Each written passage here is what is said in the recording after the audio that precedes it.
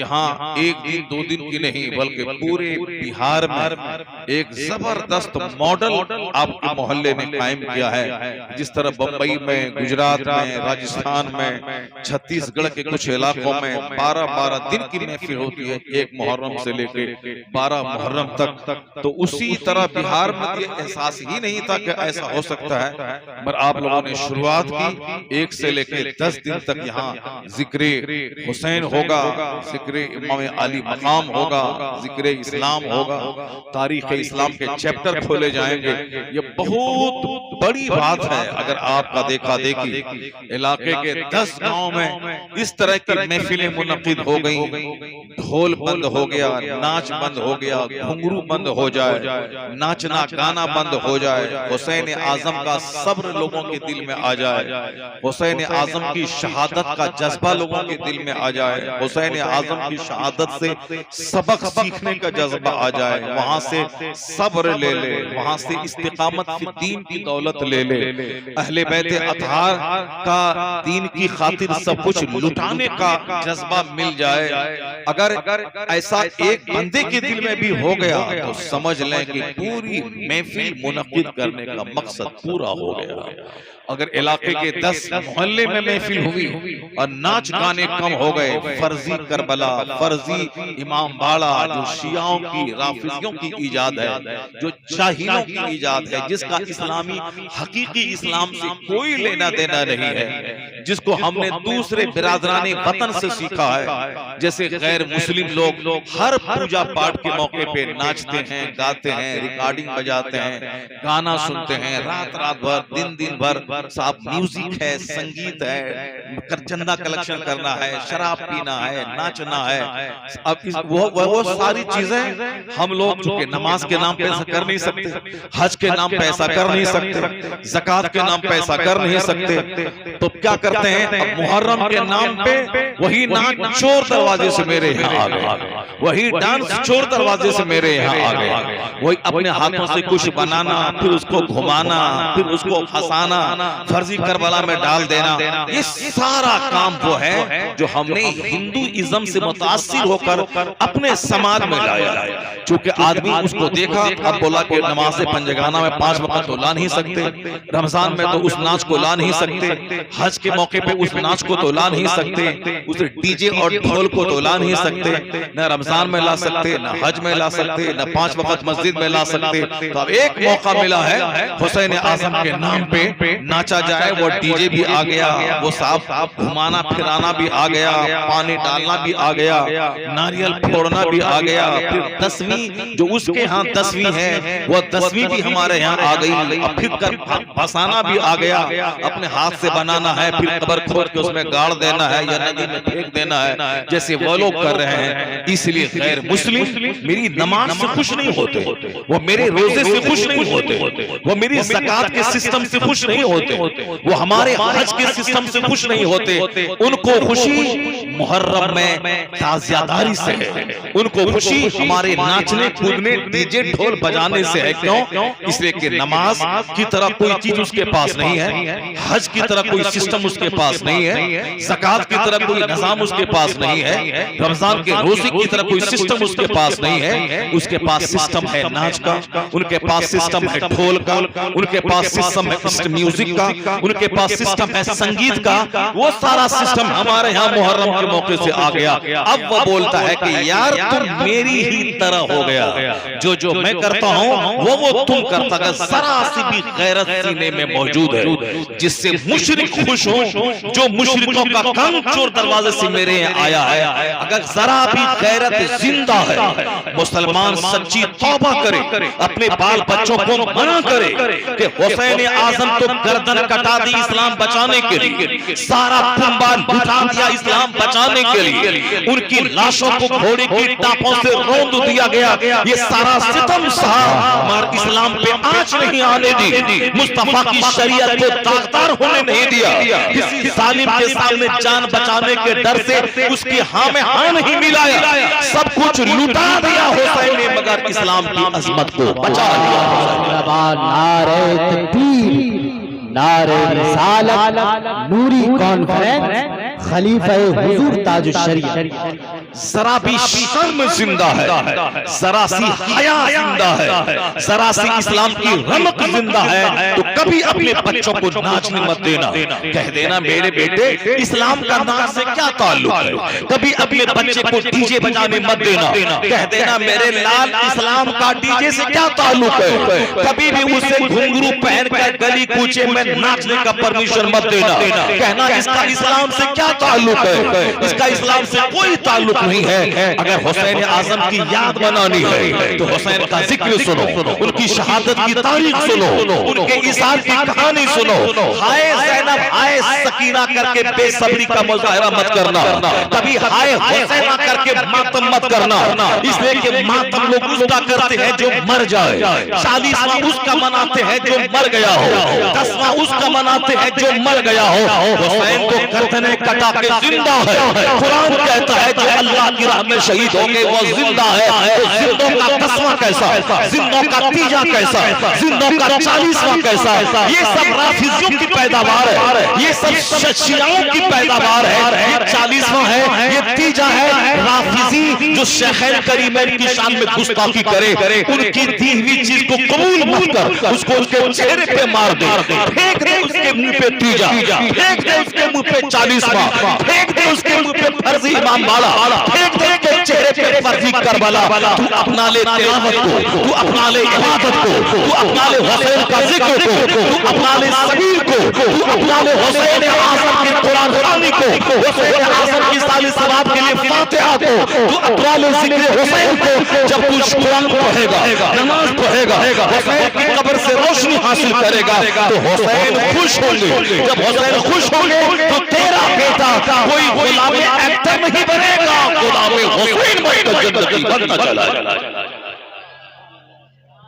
तकबीर, नारे रिसालत हुजूर अल्लामा शहरयार रजा खान साहब किबला, नारे तकबीर। यह अल्लाह वाला की जिंदगी से सबक सीखने वाली बात, यह अल्लाह वाला की जिंदगी की कब्र से जो आवाज, अल्लाह वालों की कब्र से जो आवाज आती है, ये है वो बात। इस पे कान करना चाहिए। सिर्फ उर्स कर दिया, लंगर बांट दिया, एक रस्म अदा कर, जैसे तीजा की रस्म, 40वां की रस्म, बरसी की रस्म, चादर चढ़ाई की रस्म, संदल घुमाई की रस्म, जागा की रस्म, ये रस्म बना है। यहाँ कब्र को गुस्ल देना है, यहाँ चादर चढ़ाना है, यहाँ पे ताका लटकाना है, यहाँ पे ताला लटकाना है, यहाँ पे गजरा लटकाना है, यहाँ सर पे साहब वो कलश लेके घूमना है। ये सारी रस्म है।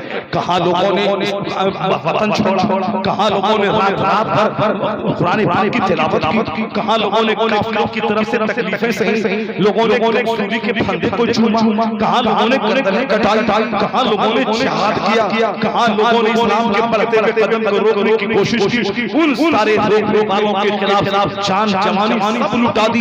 तो जहाँ जवानी लुटाने की बात है, इस्तेकामत की बात है, इसार की बात है, कुर्बानी की बात है, शर्फिदारी की बात है, कायमुल लैल की बात है, साइमुल नहर की बात, साइमुल तहर की बात है, जहाँ एक 100 रकात नमाज़ नफल की बात है, जहाँ 50 हज की बात है। इमाम हुसैन 30 हज आपने पैदल किया था मदीने से चलकर मक्का तक, 25 हज आपने पैदल किया था।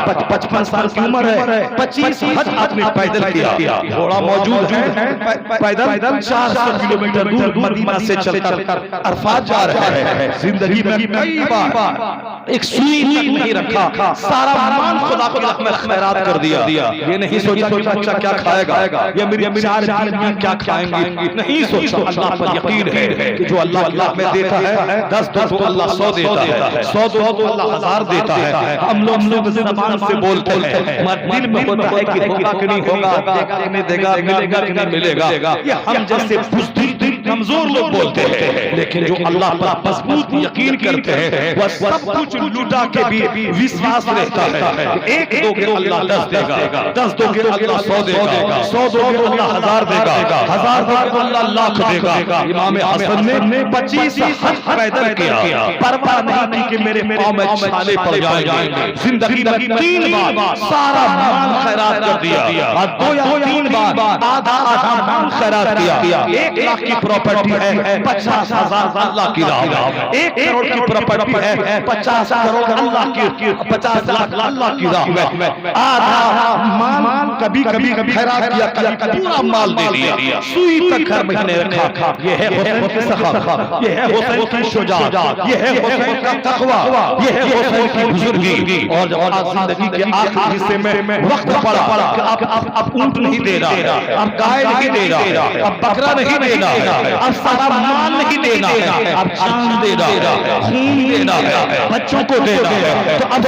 तुम वाले के मैदान करबला निकल गए, गर्दनें कटा दी, जालिम की हमें नहीं मिलाया, उनके अहंकार को तोड़ दिया। जो शरीयत के खिलाफ अपना कानून बनाना थोपना चाहता था, उसके इस नजरिए का खून कर दिया हुसैन, उसके इस बातिल नजरिए को दफन कर दिया हुसैन।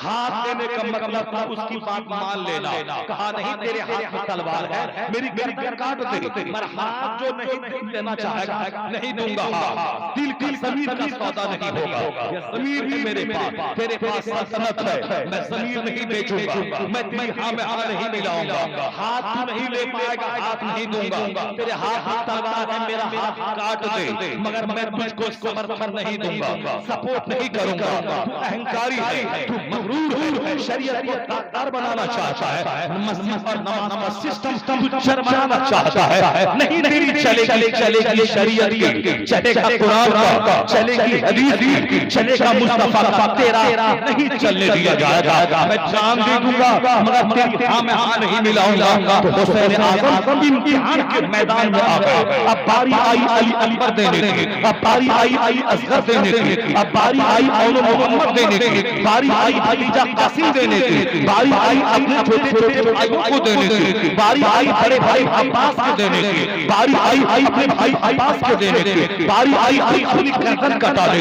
की। हुसैन आज़म ने अपने भाई लुटाया, हांजा लुटाया, खदीजा लुटाया, अपना जवान बेटा लुटाया, खुद ने आप को लुटा दिया, अपने खेमे में आग लगवा दी, अपनी खवातीन को कैदी बना दिया, अपनी लाशों को गोली वापस हुआ, सारा सितम सारा जुल्म सा, मगर मगरूर को दिल नहीं दिया, अपना हाथ नहीं दिया।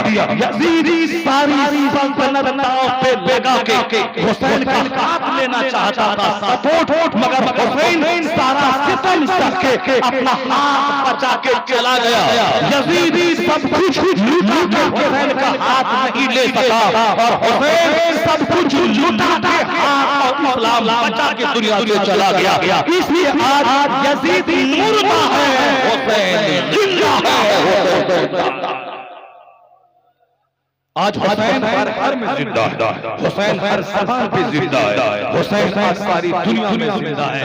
यह है इसार का इनाम, यह है कुर्बानी का इनाम, यह है इस्तिकामत का इनाम। तो कहाँ जान लुटाना, कहाँ लाशों के अंबार में औरतों का पर्दे में रहना, और कहाँ सर के बाल नोचना, कहाँ मातम करना, कहाँ काला कपड़ा पहनना, कहाँ घुंघरू बांधना, कहाँ हाय सकीना कहना। जो ज़ैनब के सामने लाश है वो तो रो नहीं रही है, जिस सकीना के सामने लाश है वो लाश की खबर है, वो तो लाश है वो रो नहीं रही है। जिस जोहरा के सामने बाप की शहादत की खबर है वो रो नहीं रही है। साहब जिस शहर भानों के सामने शोहर की डेड बॉडी, शोहर की लाश है वो रो नहीं रही। 1400 साल के बाद आज औरतें सर के बाल नोच रही है, चूड़ी तोड़ रही है, काला कपड़ा पहन रही है। ये सारी खुराफात कहां से आई? शिया राफिजों के यहाँ से आई। ये सारे खुराफात कहां से आए? काफिरों के यहाँ से, चोर दरवाजे से आ गए। नजर हुसैन की कुर्बानी पे रहेगी, खुराफात का जनाजा निकल जाएगा। नजर हुसैन की इसार पे रहेगी, तमाम बिदअत का जनाजा निकल जाएगा। नजर हुसैन की शहादत पे रहेगी, तमाम बिदअतों जाहिलियतों का खिलाफा होता नजर आएगा। इसलिए हुसैन की शहादत, हुसैन का सब, हुसैन पे इसार, हुसैन अल्लाह की खातिर सब कुछ लुटाने का जज्बा जो मैसेज हमको दिया है, ये इनाम है। यजीद हाकिम करने के बावजूद मर गया, क्योंकि वो दुनिया के लिए जिंदा था और दुनिया के लिए मर गया, और हुसैन दीन के लिए जिंदा था और दीन की खातिर अपनी कहानी में कर डाली। तो अल्लाह का इनाम हुसैन को के बता दिया, जो अपने लिए जीता है वह तो मर जाता है बच्चों की मौजूदगी में, और जो बच्चों को इस्लाम के लिए लुटाता है, जब जब इस्लाम रहेगा उनकी किस्मत का टंका बजता रहेगा। ये है उर्स, और ये है उर्स का मकसद, ये है उर्स की खर्च-ओ-गायत। तो हुसैन को याद करके ढोल नहीं बजाया जाए, वहां से सजदे का शौक लिया जाए। हुसैन तलवारों के हुजूम में भी सजदा किया, हुसैन ने तीरों की बरसात में भी सजदा को नहीं छोड़ा। हुसैन की बेटियां, हुसैन की बीवियां लाशों के अंबार पे भी सर से आंचल खिसकने नहीं दिया। आज मेरे घर में एक लाश निकलती है और कपड़े का ख्याल नहीं, सर के बाल नोचती है, दीवार से सर टकराती है, और 2-4 दिन के बाद फिर सबर हो जाता है, फिर अच्छा खाना पीना, चारम के दिन गोश्त नाक में चबाने का माहौल शुरू हो जाता है। जब गोश्त चबा रही है 4 दिन के बाद, वो बाल नोचने का ड्रामा कैसा था, वो सर नोचने का ड्रामा कैसा था, वो सारे कपड़े के फेंकने का ड्रामा कैसा था। इसलिए तेरा बेटा मरा है, तेरा दीन तो नहीं मरना चाहिए, तेरा ईमान तो नहीं मरना चाहिए। चुनांचे एक खातून से जब कहा गया साहबे हराम के जमाने में आपका बेटा फला मर गया, और उसके बावजूद आप पर्दे का ख्याल रख रही हैं, उनका जवाब क्या था? मेरा बेटा मरा है, मेरा दीन जिंदा है, मेरा दीन नहीं मरा। ये है इस्लाम, ये है ईमान।